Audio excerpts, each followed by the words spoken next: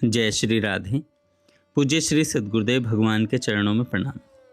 पूज्य श्री सेठ जयदयाल गोयनका जी कहते हैं, भगवान के लिए मछली जैसी विरह व्याकुलता हो जानी चाहिए। जरा सा भी भगवान का चिंतन छूट जाए तो व्याकुल हो जाना चाहिए। गीता का ज्ञान, गोविंद का ध्यान, गंगा का स्नान, गौ का दान, गायत्री का गान, ये पांचों चीज़ें बहुत उत्तम हैं, सभी कल्याण करने वाली हैं। जो समय गया सो तो गया, बाकी के समय को भगवान में लगा देना चाहिए। चाहे शरीर जाए, चाहे संसार जाए, भगवान को एक क्षण भी नहीं भूलना चाहिए। भगवान को एक क्षण भूलना अपने गले को छुरी से काटना है। भगवान की स्मृति के बिना जीना व्यर्थ है। और कोई इच्छा नहीं करनी चाहिए। एक भगवान की स्मृति की इच्छा करनी चाहिए। इसी में समय तेजी के साथ बिताना चाहिए। परमात्मा के पास हर वक्त डेरा डाल देना चाहिए। डेरा डालना क्या है? हर वक्त उनको याद रखना। परमात्मा कैसे हैं? वे आनंद घन हैं, आनंद ही आनंद हैं, अखंड आनंद हैं, वहाँ देश काल का अत्यंत अभाव है। ऐसे समझें कि बाहर भीतर सर्वत्र भगवान ही भगवान है। जैसे समुद्र में बर्फ की नगरी हो, वैसे ही भगवान में यह संसार है। नीचे ऊपर, बाहर भीतर, रात दिन अपनी वृत्ति भगवदाकार बनानी चाहिए। चलते फिरते, खाते पीते सब समय भगवान को निराकार रूप से चाहे साकार रूप से साथ में रखो। वे ही भगवान साकार रूप से होकर हमारे साथ साथ चल रहे हैं। यह समझकर हर वक्त भगवान के नाम का जप, स्वरूप का स्मरण रखें। लोभ करे तो भगवान के मिलने का लोभ करना चाहिए।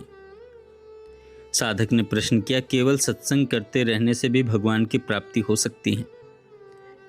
सेठ जी कहते हैं, सत्संग सुनने के अनुसार साधन करना चाहिए। सब बातों का सार जप ध्यान निरंतर करना चाहिए। सत्संग भजन ध्यान कभी नहीं छोड़ना चाहिए। महापुरुषों का संग करना चाहिए। स्त्री, धन, शरीर का आराम और बड़ाई, इन चारों से बड़ा सावधान रहना चाहिए। ये जब सतावें तो भगवान के आगे रोवें, हे नाथ पुकारें। मेरे जीवन में जब जब काम, क्रोध, लोभ का आक्रमण होता, तब तब भगवान के आगे मैं रोता। उसी वक्त सुधार हो जाता। भगवान को छोड़कर जिह्वा से दूसरे का गुण गाती है। भगवान को छोड़कर जो जिह्वा दूसरे का गुण गाती है, वह जीभ जल क्यों नहीं जाती? जो मन भगवान को छोड़कर दूसरे का ध्यान करता है, वह मन विनाश को प्राप्त क्यों नहीं हो जाता? सबसे बढ़िया बात है, चलते फिरते, उठते बैठते कभी भगवान को नहीं भूलना चाहिए। भगवान की स्मृति में भूल हो जाए तो खूब पश्चाताप करें। शरीर, मन, इंद्रियों को एक मिनट भी निकम्मा नहीं रहने दें।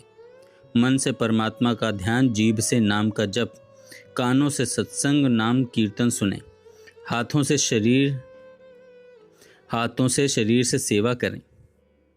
मंदिर में जाकर जो दर्शन करता है उसका कल्याण होता है, किंतु आजकल कलयुग है। घर में चित्र रखकर पूजन करने से उससे भी जल्दी काम बनता है। उससे भी बढ़कर मन से पूजा की बात है। इससे मन इधर उधर नहीं जा सकता। श्वास द्वारा नाम जप से बहुत लाभ है, कारण श्वास अंत समय तक रहता है। जय श्री राधे।